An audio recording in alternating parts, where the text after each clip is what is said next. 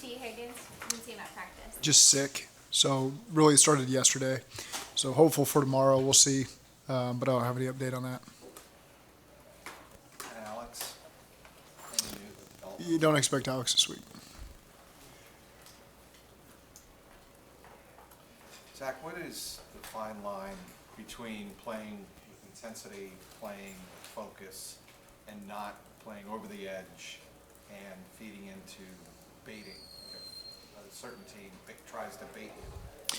I think just controlling your emotions. This is going to be an intense game. You know, anytime you play a divisional game, and then you have the playoffs on top of that, there's an intensity and urgency that comes with that, and expect our guys to be ready to go. What has been the biggest challenge preparing for the same team 2 weeks in a row? I don't know if they're challenges or not. It's unique that you have to do this 2 weeks in a row. I don't know if challenge would be the phrase. You know, you're just getting ready for another opponent that we know really well, and they know us really well. And again, you got to find a way to win or go home. Besides the obvious, what's different about it then? Just playing the same team twice in 8 days. That's really the only difference. You have to be ready for adjustments on their part, adjustments on your part. I mean, it's going to be a chess match, isn't it? Everything. You know, it's sometimes you play divisional games a couple weeks separated from the other time you played them. So again, we'll see how it plays out.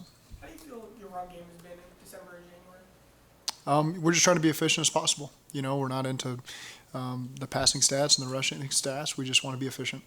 Is the biggest, not problem or concern, but I guess the biggest thing to think about is you do have an identity.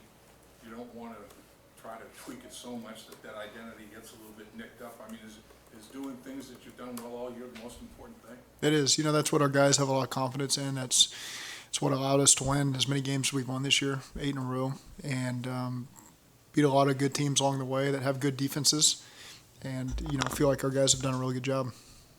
Zach, you've been on multiple teams that have made runs to the Super Bowl. I'm curious what last year's run maybe taught you, or something new you felt you took away about why teams win and make runs in the postseason. Was there something? There's just a confidence when you're at practice on a Wednesday, on a Friday, the way the team carries themselves, the work they get in. You know, you're out there today. It's not Wednesday is not a high intensity day for us, but it is a base down day, and there's new stuff that goes in, and our guys handle it really well because it makes sense to them because they've all been in these systems for so long now. You know, it really feels that way, and so there's just this confidence, and this is our third game this January, and they know what the expectations are. They know what's going to be needed of them. They've been through this before, and they know what it's going to take to do it again. Obviously, your quarterback has a big capacity to understand a lot of things football-wise, but if he's the only one that doesn't do you much good. Is this team as good as you've had in terms of football IQ overall? Yes, it's a very smart team. Again, they've just repped this stuff so many times over the years now where it all makes sense to them. So you can make the subtle adjustments in game or out of game where it's easy. There's no stress that someone's not going to understand it or do it really in all three phases. And so I think that's part of just having the consistency of the coordinators and the coaching staff that have been here for so long. Darren for 20 years and offense and defense here for 4 years, and a lot of the players who have just been through it all, a lot of the core players, and adding really smart players allows you to do a lot of different things subtly and quickly. I know you talked about Alex's availability for this week. Do you know if he will be available for the rest of the postseason? I just know he won't be available this week. Zach, what was it about Max that you wanted to sign him? Obviously, he's a guy who's got experience in the league, and he had to sit by and watch a guy who's really capable of playing every day. How much does it give you confidence to know that you got a veteran that's going to fill in the crucial? That's good. You know, he's seen a lot of things. He's played a lot of games in this league. I know our scouting department liked him coming out of Northern Illinois. We liked him coming out of Houston. That's why we claimed him there at the cut down. And he's been doing all the work that needed to be done as a backup, you know, and knowing that his moment could come at any moment. He's been around long enough to know that, and that we're going to count on him. And so it's good to have him in the position that we're in right now. How do you decide, I didn't realize this until today, but how do you decide when to go outside or indoors or in the stand? How do you decide that? Is it just... It felt good out there today. You know, it was drizzling, but it felt nice to just get outside. You know, you forget us coaches. We're in Monday and Tuesday.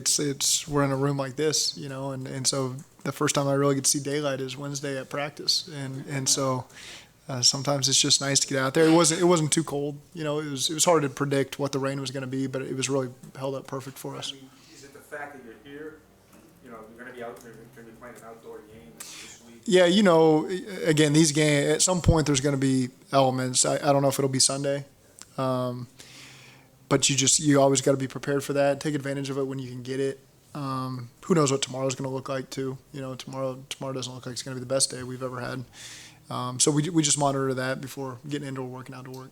Do you have to do like, I mean, maybe get used to the elements, and then if there's a day you gotta get a lot of work done, go inside, or how does that? I could make that argument either way. You know, to utilize those 3 fields or go inside. So, you know, it's just we have a plan in place usually as the week starts to get going.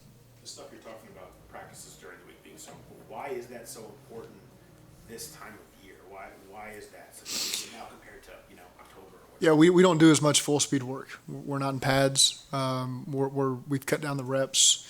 Our players' health is our priority at this point. You know we've got great players. We need them to play well on Sunday. It's been a long season. You know, July, whatever, we started this thing. I was just looking over my training camp notes the other day, and that was a long time ago. And so to think about what these players have done to continue to play with this level of consistency, health is our number one priority. They've still got to touch those speeds occasionally over the week. Joey Bose and his staff do an excellent job of making sure that, and our players have completely bought into that sports science aspect of things. But at the same time, they know that it's mostly above the neck during the week at this point, and we got to be ready to play on Sunday. And so that's why it's critical to have guys that understand how to maximize these walk-through reps, jog-through reps, and when we do get a handful of full-speed reps, that they utilize them the right way. Mind if I ask why you're checking training camp notes at this week? No, I just kind of reflecting back on how far we've come, you know, since that point, and kind of what our focuses were then, and is it more just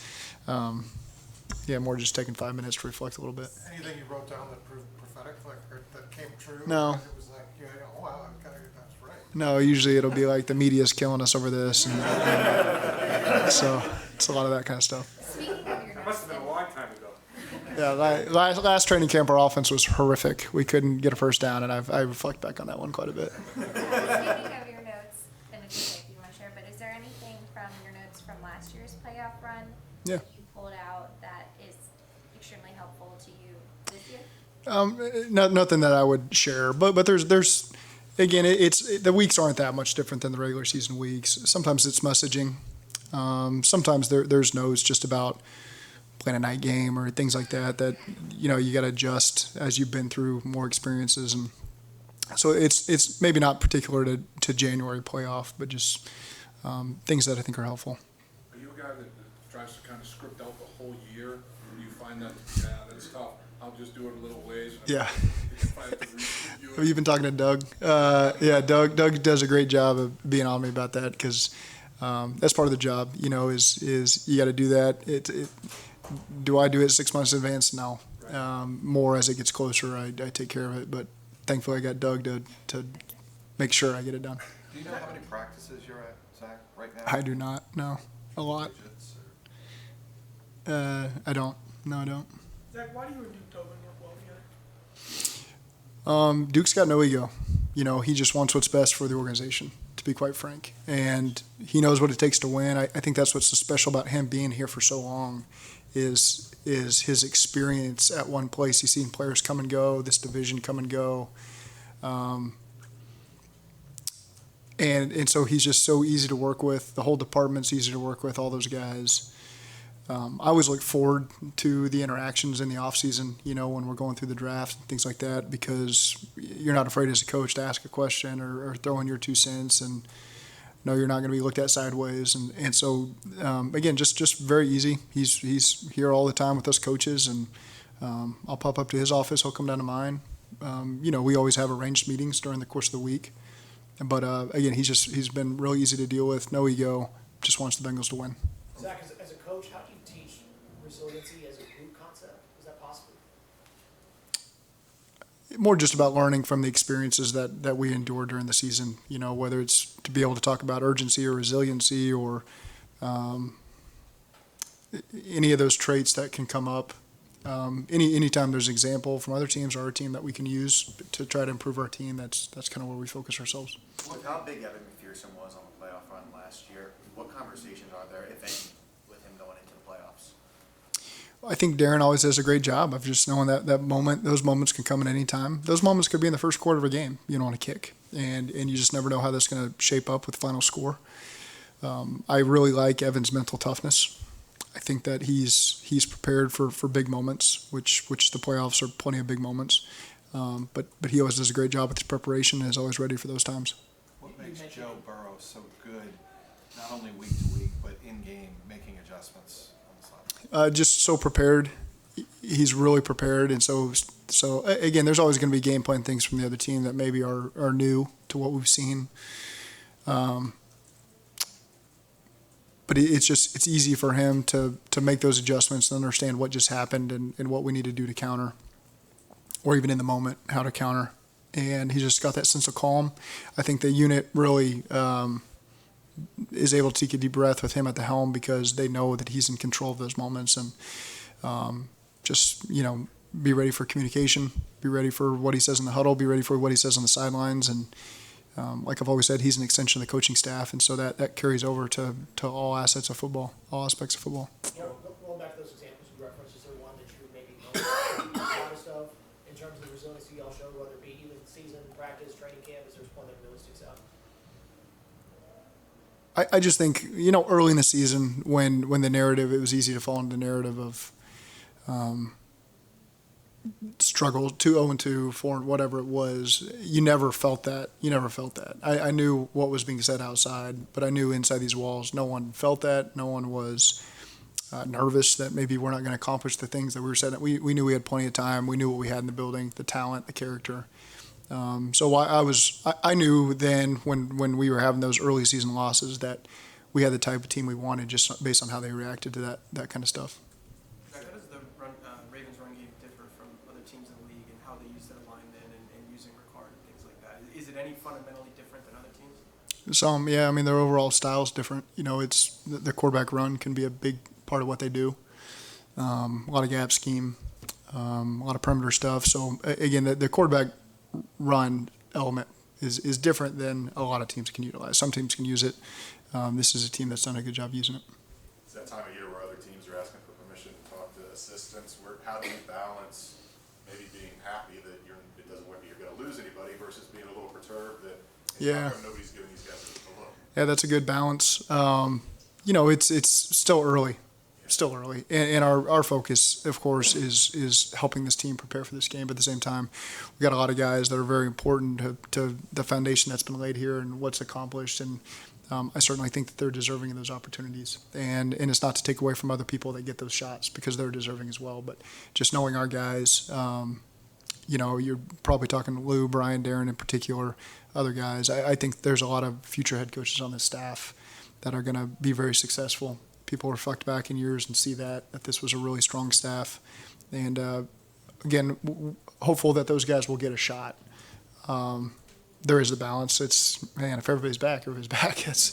There's worse things than that. But I wish they would get their opportunities to show what they're about. As you reflect back to the beginning of the season, how different is your offense now than when you started the season? I think going into any season, there's a balance. You balance so many things coming out of training camp.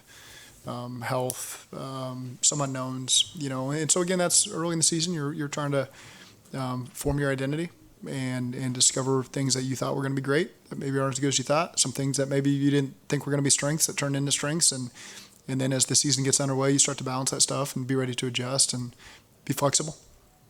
I think that's what we've done. What was the biggest lesson you learned from that Week 5 game against Baltimore? It seems like Burrow has really been picking up since then, like the rest of the offense. What did you learn from that game? We just didn't start very fast on offense. I think that was the thing. We put ourselves in a hole early. And then the second half, we had a turnover on the first play and then two possessions. And so there were some good things, and then there were some things that we had improved upon.